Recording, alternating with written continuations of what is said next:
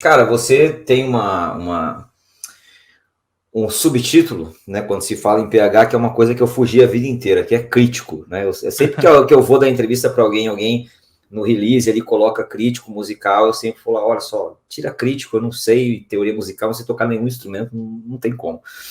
E você já, por tratar de cinema, que às vezes acaba sendo mais próximo desse lance do crítico, né, de cinema, de arte e tal, como é que você controla, cara, porque pelo menos assim, com base não em outros, em outros e não em você, né? Tanto que eu consumo seu conteúdo, mas eu percebo que às vezes ser um crítico do que quer que seja e trabalhar com a sua opinião sobre obras artísticas acaba assim fica muito tênue a linha que passa para um ponto da arrogância, né, da soberba, de querer editar o certo ou errado. Eu te acho muito comedido nisso e consegue sempre deixar confortável quem não concorda de você. Tanto que eu, em diversos vídeos seus, discordei, mas achei o vídeo bom. E uma coisa que eu vi assim nos feedbacks quando anunciei essa live aqui foram pessoas falando justamente isso. Pô, eu acho o PH muito massa. Até em vídeos que eu não concordo com ele, eu acho super legal de assistir por causa da visão de mundo que o cara tem. Então, como é que é o seu olhar nessa construção de como você comunica a sua opinião para deixar confortável que eu tenha uma opinião diferente da sua e não cair nessa armadilha muitas vezes, né? Que você tem meio milhão de seguidores. Eu acho que é muito fácil você, não você especificamente, né, mas qualquer pessoa acabar criando essa arrogância, essa soberba de que, porra, eu que sei de tudo, né? Porque eu que sou o pica, assim, sabe? Essa análise ela é bem grande. Essa pergunta ela é bem difícil de ser respondida porque ela requer uma linha de pensamento bem longa. Eu vou tentar ser um pouco assertivo, um pouco direto, e com certeza eu vou falhar. Mas vamos lá. Existem duas percepções para com a crítica: a percepção de quem não é e a percepção de quem é. Dentro dessas duas percepções, aí a gente pode passar o dia todo falando dos diferentes arquétipos, tá? Então eu vou tentar generalizar. É, dentro, é, dentro do grupo das pessoas que não são críticos, mas veem a crítica, eu acho que isso é mais forte. Esse seu pensamento, esse seu preâmbulo da pergunta é um pouco mais forte. Porque pressupõe-se que quem está em cima de um palco tem a razão. E eu acho que essa é uma pressuposição sempre errada, sabe? Então, em cima do palco não está o melhor músico, utilizando aqui o nosso termo. Está o músico que conseguiu ir para o palco, que conseguiu aquele sucesso. Tanto que muitos músicos, e isso não é denigrindo de forma alguma, muitos músicos medíocres, eles se tornam gênios com o tempo, porque eles passam tanto tempo e há tanta necessidade de subirem o nível que eles se tornam ases, eles se tornam indomáveis. Poucos são aqueles realmente nativos, que nascem com o chamado dom ou nascem com a grande facilidade de ter aquele conhecimento, aquele aprendizado, quer que seja. Por que eu estou trazendo essa ideia do palco? Porque quando o sujeito vê o outro, né, assiste o outro ali, dando opinião e etc., pressupõe uma assertividade muito grande daquele que está falando.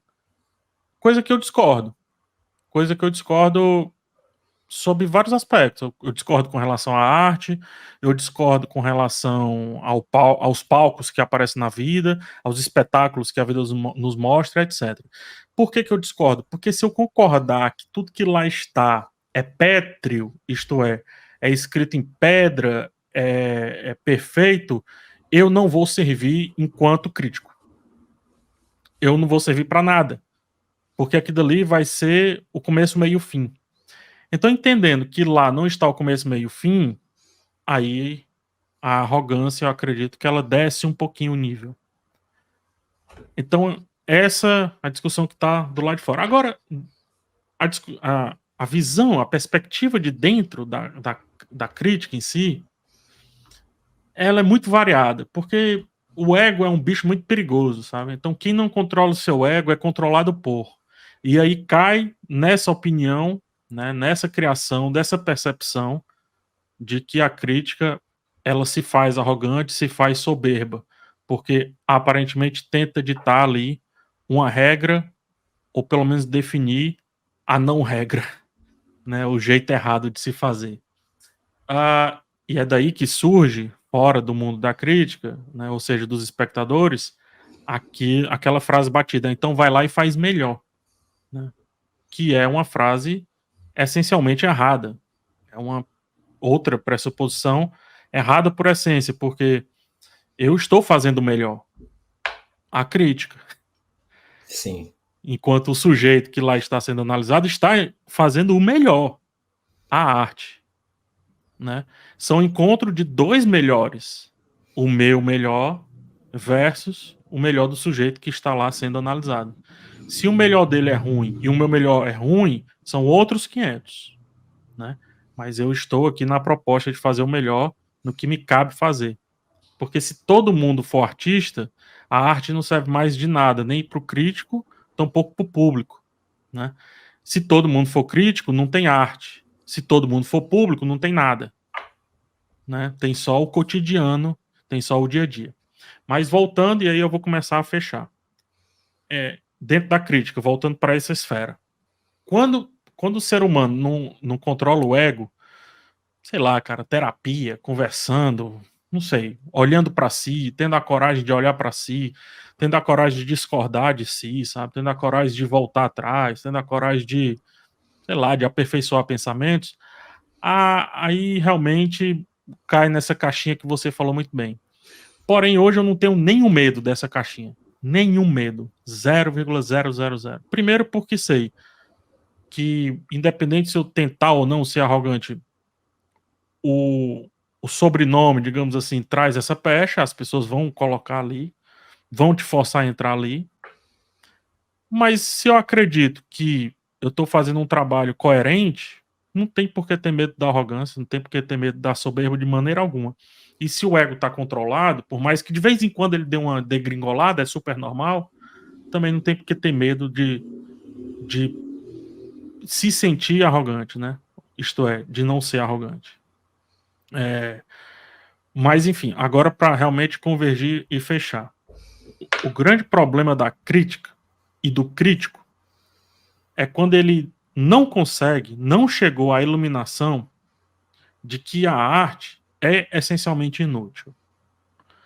Então, quando o sujeito analisador acha que a arte é útil, isto é, tem regras, predicados, caminhos, fluxos e métodos, e caso cada uma dessas coisas não forem seguidas, ela falhará, aí ele vai beijar, ele vai dormir em berço esplêndido com arrogância.